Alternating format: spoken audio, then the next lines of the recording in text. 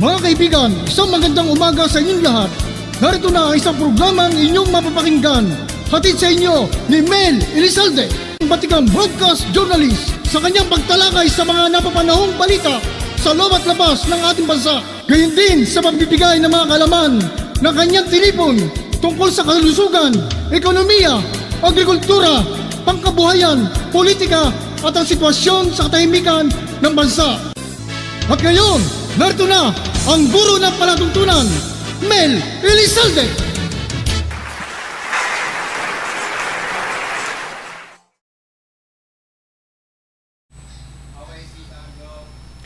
Magandang hapon po sa inyong lahat, mga minamahal naming taga-subaybay. Kumusta po kayo at welcome po dito sa ating studio sa Elizalde Broadcasting. At syempre po sa ating programang Kadiskarte with your host, your Kadiskarte, Mel Elizalde po.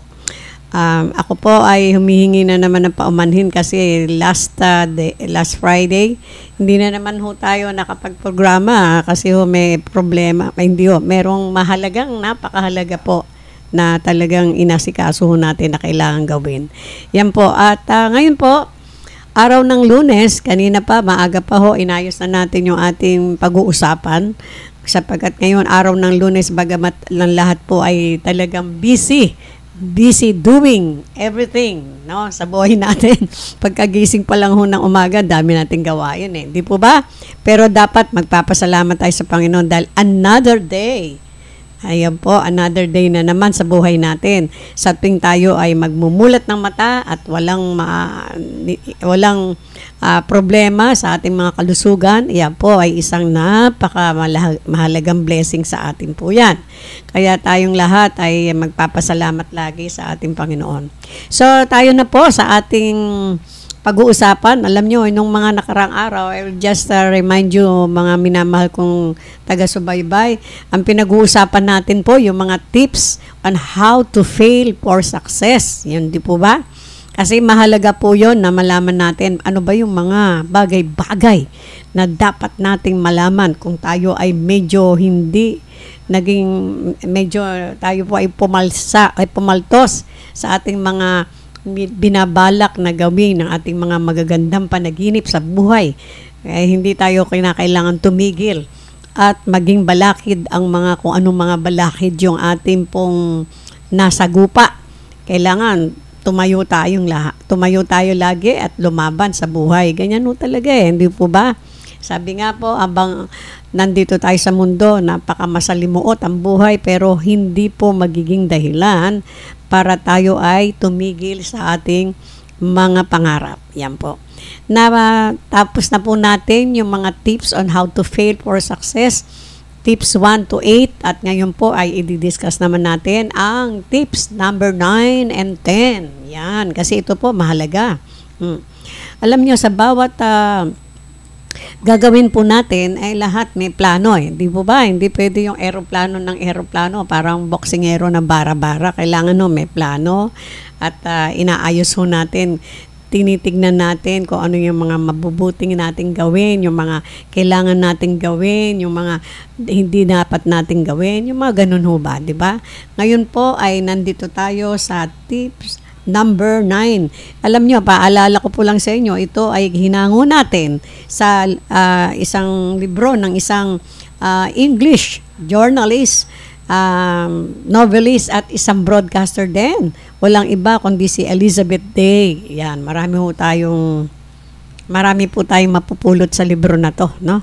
Kaya ito po ay kinakailangang ma-discuss natin at maibigay natin sa ating pong mga minamahal na mga listeners at taga-subaybay. Ngayon pong araw, yun na nga, sinasabi, ang number 9 is finding humor in the absurd. Yan. Ano po ba ibig sabihin ng absurd? Yung mga absurd, yung bang wildly unreasonable, illogical, hindi po ba? Yung mga inappropriate. Ano may mga illogical na hindi ho natin dapat pansinin. Yung mga unreasonabling mga bagay. Alimbawa po, yun na nga, kinakailangan meron tayong humor, sense of humor in everything that we do. Wag lamang po susobra dahil baka mapunta tayo sa Mandaluyong kanan. Hindi po ba? Kaya lang kailangan po natin ang sense of humor sa buhay. Sapagkat sabi ko nga ang mabuhay sa mundo punong-puno ng paglaban at pagiging matapang at ibig sabihin maging tayo matapang, hindi sumusuko. Yan yung mga ganyan, no? Kung ano man yung ating mga problema sa buhay, just go on. And of course, with the help of God, lahat ng yan wala pong imposible. So, yan po. Sabi nga ho, to be successful, kailangan maging serious tayo. Pero, hindi ho sa lahat ng araw, sa lahat ng oras, serious tayo ng serious. Baka mapunta tayo sa hospital niyan pag serious tayo na serious. Hindi po ba, no? Kasi pag serious ang tao masyado, lagi siyang nagagalit, lagi siyang mainitin ang ulo, no? Parang ako ho yan, parang ako yata yung pinatatamaan, no? Pero siyempre, alalahanin po natin na hindi kinakailangan tayo laging serious. Kailangan maghanap po tayo ng time para ngumiti, tumawa, at unawain ang ating sarili na hindi tayo si superwoman o superman na kaya natin ang lahat. Kaya tanggapin po natin na tayo ay tao lang, no? Tao lang Pero siyempre yung salitang tao lang, meron hong dimension yon. Hindi pwedeng pagka ginawa nyo isang pagkakamali na talagang alam nyong mali, tapos kakatwiranan nyo tao lang, abay BO tayo noon, di po ba? Hindi po yun ang magiging dahilan. Kinakailangan. Meron pong sinasabi na katwiran, no? May katwiran kung bakit naging failure ka, kung bakit ka nagkamali, kung bakit ginawa mo yung isang bagay, kinakailangan patunayan mo yung mga katwiran na ika nga po, katanggap-tanggap. Hindi yung kabushit-bushit, no? At hindi po yun talagang labag sa batas. Yan. Kaya wag ho natin kakatiran. Tao lang Kaya totoo po yun. Tao lang. Nagkakamali tayo.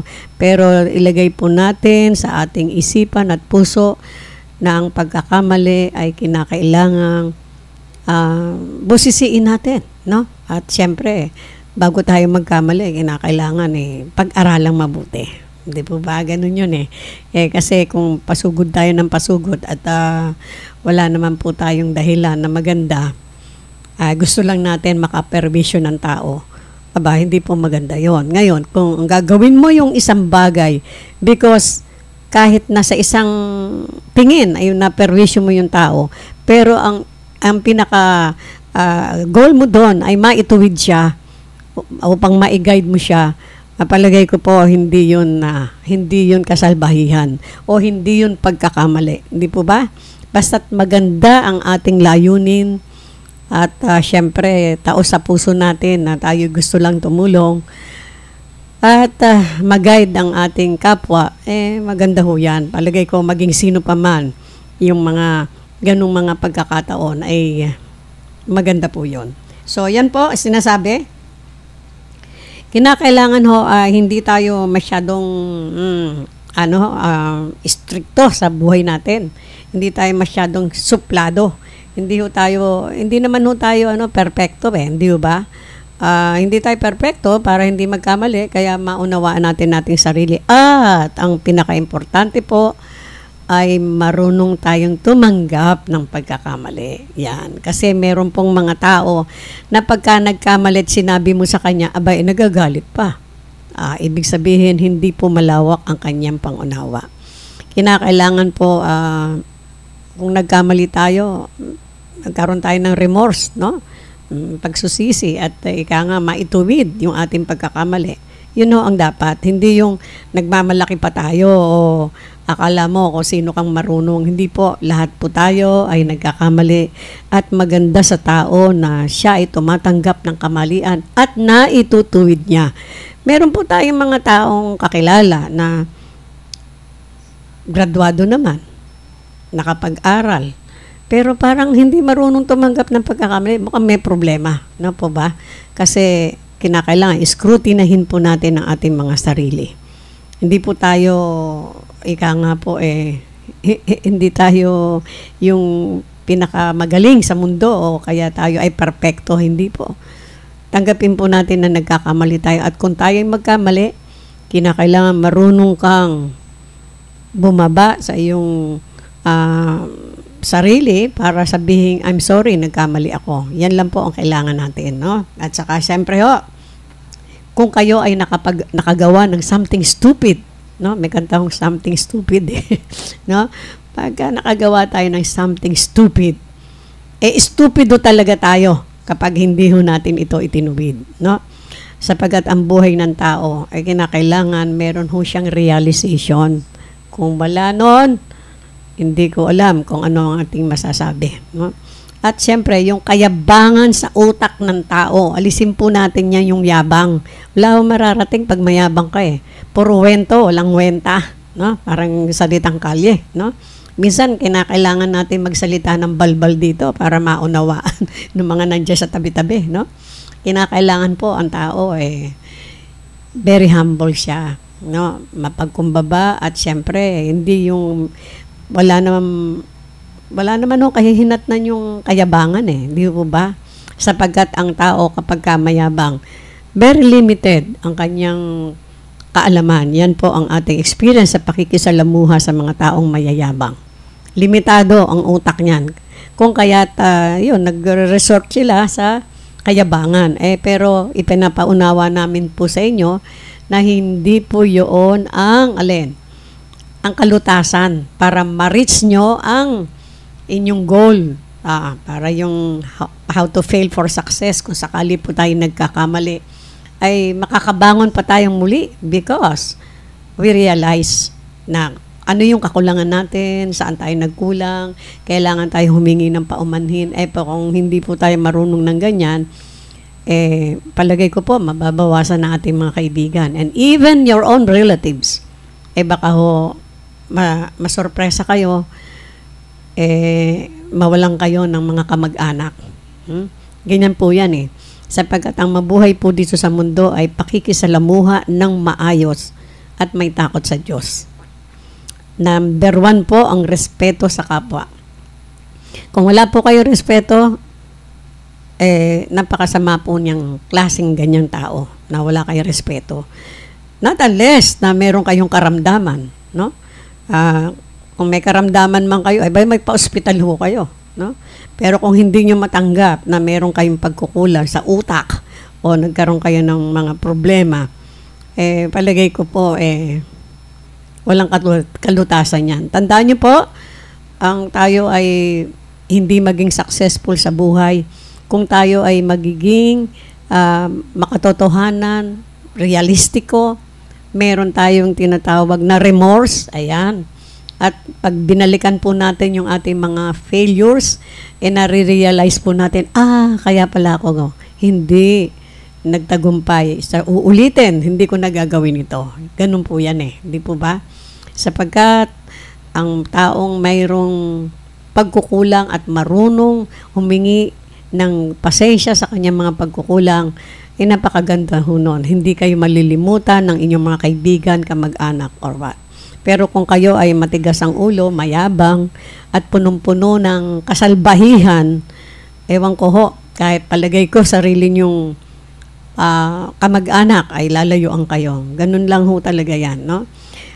Tayo ay, sabi nga, wag nating katwiranan na tayo ay tao lang. Totoo po yun. Ang tao ay marami pong pagkukulang sa sarili, pero gagamutin po natin yan sa pang-araw-araw nating mga karanasan. At tayo mismo ang hihingi ng tulong sa Diyos para maging tao tayo sa mata ng Diyos at sa mata ng kapwa natin tao. Yan po. So, marami po tayong mga dapat pang malaman kung paano tayo hindi magiging successful kahit na tayo po ay dumaan sa napakaraming failures, di po ba? Ganun talaga Try and try until you succeed. Hindi po try and try until you die. Hindi po yan. No? Kasi habang buhay ang tao, may pag-asa po. Wag natin sasabihin, matanda na ako. Hindi po yun ang dahilan.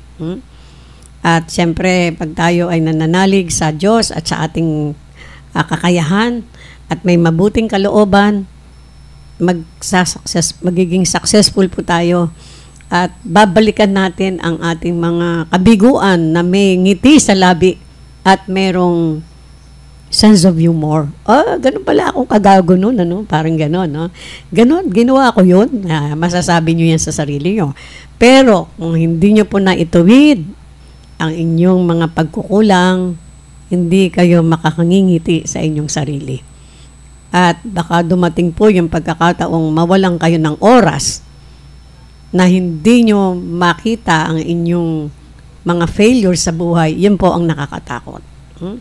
Habang may panahon po tayo, lalo pa yung mga medyo bata-bata pa, kahit na po yung may edad na nasa kahapunan na ng kaidaran, no?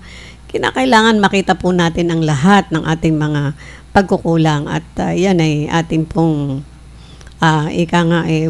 we have to try our best na mapunuan yan sa pamamagitan ng ng talagang pagsusumikap sa buhay. Yan ho, Kaya layunin po ng ating programa na magkaroon po tayo ng mga diskarte, no? Kaya nga po itong kadiskarte nyo, dumidiskarte, no? Although, syempre, tao lang din mo ako, pero laging iniisip ko, tao nga ako, pero dapat mag-isip ka, hindi yung puro pagkukulang na lang sa mundo. Habang tumatanda ka na, hindi ka nagbabago. Well, hindi po katwiran yan. Meron no kasi mga tumatanda, walang pinagkatandaan no? Meron naman pong bata pa, talagang yung kanilang pag-iisip, katulad po ng nakaharap ko kanina, no? Napakagaling na mga tao. Ibig sabihin, bata pa, nakikita nyo po sa tao yung kung anong klaseng tao siya. Unang pagkikita nyo pa lang at pag nagbuka ng bibig at nakipag-usap sa inyo ng mata sa mata, no? Ganda po kausap yung ganun hindi po ba? Hindi yung kausap nyo ng harapan kung saan umaalagwa yung mata niya. Parang isa po yung senyales, hindi po ba? Isang senyales po yan na hindi naman tayo ay judgmental, but then we're trying to say our experiences, no? Lahat naman, halos naman po talagang nagsasabi na pag hindi nakatingin sa iyo yung kinakausap mo, lumilipad ang utak niyan. Parang hindi niya yata siniseryoso yung usapan ninyo. Parang gano'n, no? Kaya kinakailangan, pag nakikipag-usap po tayo, makipagtitigan ho kayo. Pero ngayon, kung makikita ninyong may anting-anting siya, wag na ho kayong makipagtitigan. Yan ho, Kaya, let's go on sa number 10 on how to fail for success. Ayan. Sinasabi ho natin, define your success. Paano ho yun nasasabihin? Define your success. Yung ang problema sa success elusive. Sabi ho, elusive dreams. Sabi ho ni, sino ba yung songer na yun? isang singer sa, European singer yata yan, no? Ang problema ho sa success is elusive. Ano ibig sabihin ng elusive? Yung hirap abutin, no? Pero sinasabi ho, salita lang yung hirap Pero pag tinutukan po nyo yan, ng iba yung pagsusumikap, sinasabi ko sa inyo, baka sabihin nyo, wala, sisiw sa akin yan. Parang ganyan, di po ba, no? Kaya nga sinasabi, bakit po tayo successful? Bakit? Kasi po marami diyang ipinagbuntis ng kanyang magulang, di po ba? Anong nangyari? Hindi nabuo, hindi naging tao. But we are successful because nandito po tayo, nabubuhay pa. At tayo ay, na-fertilize. Wow! Di po ba? Kasi whereas yung other, na pinagbuntis ng mga tao ay hindi natuloy. Nagkaroon ng miscarriage, no? Ibig sabihin, tayo po ay pinili.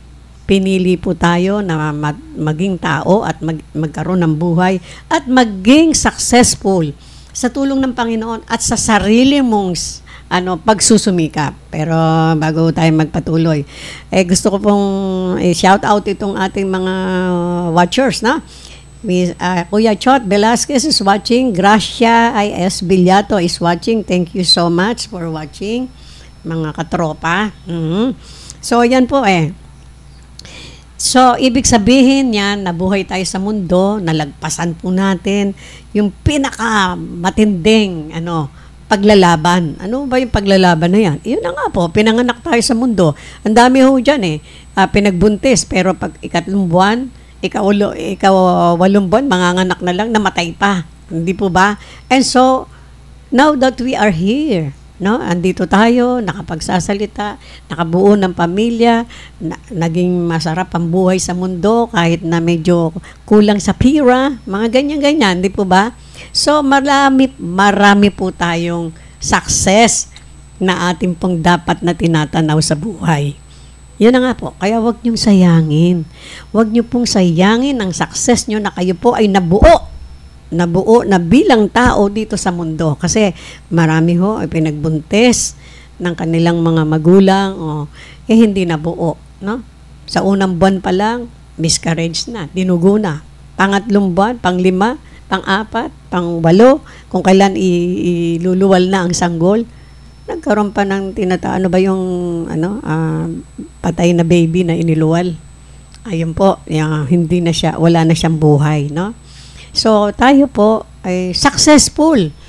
Sa una pa lang paglabas natin sa sinapupunan na ating ina at tayo ay gumanyan ho tayo, aba, that is a really success in life kasi nabuo po tayo at ito na tayo, may sariling pamilya, nakabuo ng pamilya, naging mabuting mamamayan. Ano po ba ang sign ng isang mabuting mamamayan? Yung isang maging mabuting mamamayan, mabuting tao, may pakialam sa mundo, may pagmamahal sa kapwa, may vision na maganda sa kanyang pamilya, at syempre, hindi lamang po sa pamilya, sa kanyang komunidad na kinabibilangan at sa kabuuan sa ating bansa.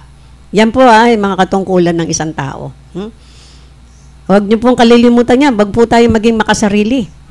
Yung makasarili, puro sarili lang natin inintinda natin. Kailangan maging doktor ako, ganito, ganon. Magkaroon ako ng isang katutak na pera. Singilin ko yung mga kliyente ko ng kahit na hindi dapat na operahan o operahan ko. Meron pong ba ganon wag po tayong ganyan. Ang buhay po sa mundo ay maiksi lang. Kaya atin pong igugol ito sa maganda at makabuluhang bagay. Yung mga nga po merong mga malaking pagkakamali, hindi pa huhuli ang lahat. Please, tanamin po natin at iskrutinahin natin mabuti ang ating mga sarili. Ikaw ba isang mabuting mamamayan? Isa ka bang mabuting anak? Isa ka bang mabuting ama? Isa ka bang mabuting kapatid? Isang mabuting kamag-anak? Isang mabuting mamamayan? Maipagmamalaki ka ba ng iyong bansa sa kabuuan? Hindi natin kailangan maging bayani, no? Pero maging bayani tayo sa ating sariling pamilya. The fact na kaya po natin buhayin ang sarili natin, ang ating pamilya na binuo, hindi ho tayo mga animals na basta nagluwal dyan ng sanggol, bahala ka na sa buhay mo. Tao po tayo. Pinaghahandaan po ang lahat. Hindi natin dapat iasa sa iba yung ating mga obligasyon sa buhay.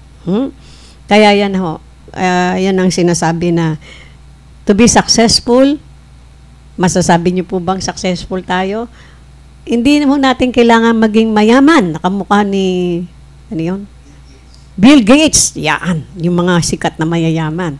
Hindi po natin kailangan maging ganon. Ang kailangan lang natin maging isang mabuting mamamayan, isang mabuting anak, isang mabuting ama, ina, kapatid, kapamilya, at isang mabuting mamamayan. Yan, sinabi na ho natin yung pamantayan. At siguro, sa edad ho natin, kahit na yung ibang mga kabataan dyan, hindi na siguro kailangan pang idetalye kung paano o ano mga criteria para isang maging mabuting mamamayan. Yan po. Alam nyo, masarap pong mabuhay kapag yung goal nyo sa buhay ay nakuha nyo. Ibig sabihin, naging successful kayo bagamat napakadaming mga failures ang inyong inabot, pero eventually, naging successful kayo because of your pagsusumikap. Siyempre, una, paniniwala sa Diyos. Lakipan nyo ng pagsusumikap. Hindi yung dasal ka ng dasal. Hindi ka naman nagsusumikap. Kung magising ka, alas 12, alauna ng tanghali. Aba, hindi ho yung ganyan. Kailangan po masipag tayo. Masipag, maagap. Dahil kung hindi ho yan, ano ba ang ating gagawin? Naalala ko po, I just want to share you my experience this morning. No? Ako po ay nagpunta sa city government ng San Pedro dahil may kailangan po ako doon. Namit ko po yung isang babae na napaka-friendly niya kasi nagpunta ho ako sa senior citizen sa office. Nagkausap po kami. Alam niyo po, nasorpresa ako dahil nasabi niya na siya ay nag-iisa na sa buhay, byuda. Wala na, 3 sila magkakapatid, patay na yung 2. Siyempre, matanda na. Lalong patay na rin yung mga magulang, no? Bilib ho ako doon sa matanda na yun. Mga 78 years old. But then, napakamasiyahin at nagtatrabaho pa. May business na maliit, no? Sabi ko, ano po pinagkakaabala nyo? Ayan, sinabi niya sa akin, abay, kahanga-hanga ko kayo. Sino po kasama nyo sa bahay? Ako lang po, nangungupahan daw siya sa kwarto. You see, you are so brave. Binabati ko po kayo at mabuhay kayo. Sinabi ko, kasi kahanga-hanga po kayo. Maraming salamat to. Sabi niya, kasi syempre, nandito tayo sa mundo, kailangan lumaban pa tayo. Very good. No? Ganun ho sana tayong lahat. No? Dahil pagkaganyan ang attitude natin, na hindi tayo umaasa kahit kanino man, kahanga-hanga po yon. Hindi tayo aasa kahit kanino man, bagkos we want to help other people. Lalo na yung mga kamag-anak natin, yung mga mahal natin sa buhay. No? At syempre, yung ating mga kababayan. Yung kung mga munting pagtulong ay maganda ho yan. Kaya lang, meron hong mga tao dyan, tulong ng tulong sa ibang tao, sarili niyan, di tinutulungan eh. No? Yun ho ang katawa-tawa. Wag ho tayong ganon. Kinakailangan kung yung image mo ay matulungin ka sa kapwa, very well, that's good. But then, pag inilarawan ka ng iyong mga kaibigan, wala kang masabing achievement mo sa sarili mo. Nakakaawa, di po ba? So, gumising po tayo, mga minamahal kong kadiskarte. Ito ay isang napakahalagang mission natin sa buhay. Ay, ika nga po, wag tayong maging pabigat sa ating kapwa, sa ating mga kamag-anak, sa bayan, sa kabuuan, kundi maging, po tayo, asset.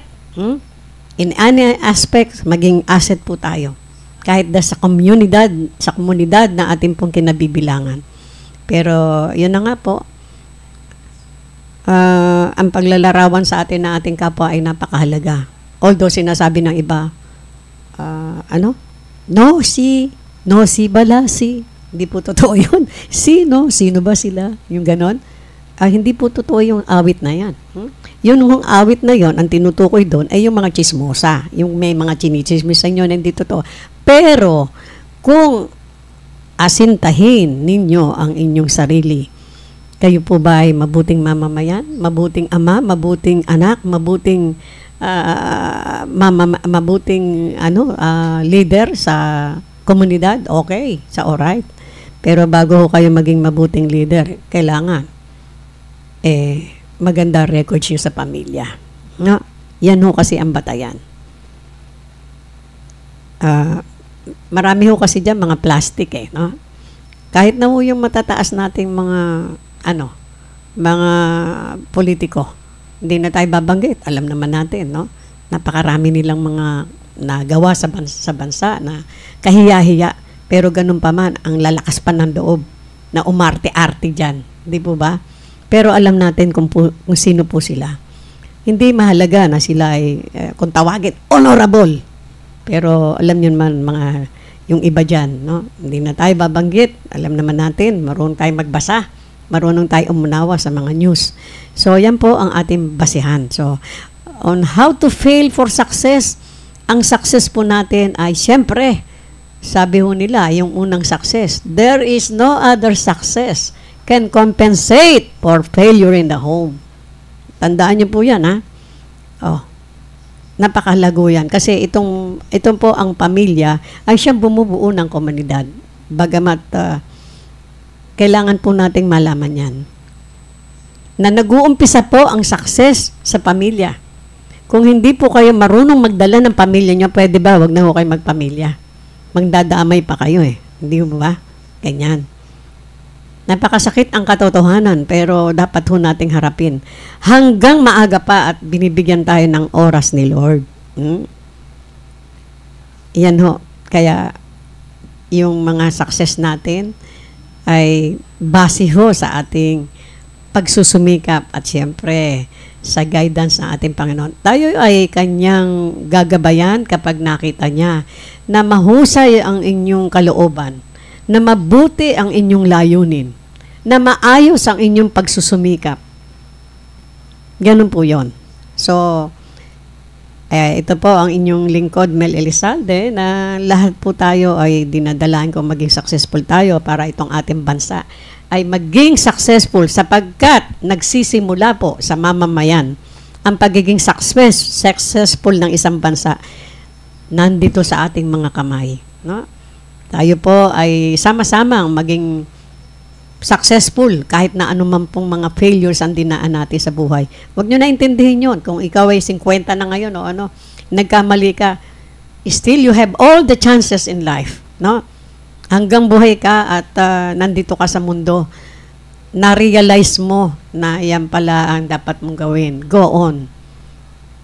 God is with us. Yan po. So, guys, sa muli, mga minamahal kong kadiskarte. Pero bago po yan, nais ko pong shout out itong ating mga kaibigan. Nako, talaga naman, hindi natin pwedeng hindi ma-shout out. Itong ating mga kaibigan na pinagkakautangan po natin ng ating success, na matatawag po nating successful tayo kasi maraming nakikinig po sa atin, hindi po ba? Kasi hindi tayo successful kung walang nakikinig sa atin. Tayo-tayo lang. No? Pero awan ng Diyos, marami ho. So, unang-una ho, siyempre, yung mga kaibigan natin sa Los Baños, UP, si Miss Caressa. Ayan. Caressa Bartolo, ang magaling na UP graduate ng UP, Miss Caressa Bartolo. Si Sir Jaime Hernandez, opo, isang mayaman na tao, sabalit napaka-humble, no? Thank you very much po sa mga inyo pong bibigay sa aming pagkakataon at pagsusumikapan namin, siyempre po, ang lahat ng iyan. At ito po, si Mr. Larry Bechtel, isang Amerikano, na nakadaw pampalad natin. Ang ating mga kasama dati sa Arellano High School, Miss Nes Anyana, may kumadre, Miss Marta Briones, Miss Eunice Abanto, Miss Emily Molo, at syempre, si Ma'am Bergie Cuyugan ng ng aming asosasyon sa Phase 4, Phase 3, no? Miss Dr. Renny Rose Reyes Villarosa. Thank you very much sa iyo, anak, sa iyong pangunawa, no? Miss Albert Robles, Ramon Miranda, and of course, ang ating pong pinagpipitagan ng Mr. Jaime Bitog, no? And ang aking parang anak na anak, Mr. Giovanni Zavala, and our good friend, Mr. Rudy Santo Domingo, licensed broker and CPA. Baka kailangan nyo po, just contact us. Of course, ang ating pong pinagpipitagan ng former principal, Dr. Loida D. Diaz. Ang aga ni ma'am mag-good morning. Thank you very much po, ma'am. Hindi ko talagang kahangahangang principal. One of the best principal in the Division of City School of Manila. Yan. And of course, my good friend, Mr. Ray Pabilona, our CPA. And of course, Mr. Jerry Games. Of course, yung ating kaibigan na gwapo na pogi pa. At syempre, architect Mike Guevara. Kamusta na kayo, sir? Parang di na tayo nagkikita-kits. Pasyal kayo rito. Of course, Kagawad Melvin Makanip, kunin mo na yung iyong violet na pork and spoon dito, no? Mr. Ray Navarez, ang pinagkakautangan ko po ng loob na napakagaling na broadcaster yan hanggang ngayon, nakasama ng ating former President Ferdinand E. Marcos sa Amerika during his time, no? Talagang seasoned broadcaster, Mr. Ray Navarez, of course. I want to say hello also to Mr. Reynaldo Flondarina. Palagay ko, nakalimutan na naman tayo. Of course, Mr. Ray Bondia, yung ating, Of course, my best friend and very special person, Mr. Sammy Asintado Gabot. Ayan, sir, ayos na ho ba yung ano nyo dyan? Ito, inaayos. Ayos na po ba yung computer natin dyan para magkasama na ho tayo sa broadcasting. Siya po ang kasama ko sa EB Talakayan. Nag-iisa na po ako sa EB Talakayan mula nung medyo nagka-problema yung medyo nagkaroon ng dito sa atin sa yung mga technical problems natin dito nung pang wala rito yung ating masipag at brilliant na kasama si Mr. Chot Velasquez. Ngayon po ay siya na lahat ang gumagawa, parang one man dito kumbaga of course, I want to say good afternoon, Miss Chodora Bilyato, yes, and of course our beautiful corporate secretary, Miss Grace Bilyato. Ayan, ako, miss kita na hindi ka pumunta ngayon. Sa Miyerkules pa tayo magkita-kits. Okay. And so, I want to say thank you to Mr. Dens Tonel. Yan po, meron po tayong, ano yung tawag dyan? Meron po tayong commemorative magazines to be printed, siguro po itong mga buwan na darating, medyo inaayos pa ho natin at ipapakita po natin sa inyo, may pagmamalaki po natin sa buong mundo. Basahin niyo po yung mga nilalaman yan. Maraming salamat po at don't forget to like us, follow us, and of course, subscribe to our YouTube channel and Facebook channel sa Elizalde Broadcasting. Hanggang sa muli, and I always say, I love you all. Bye-bye.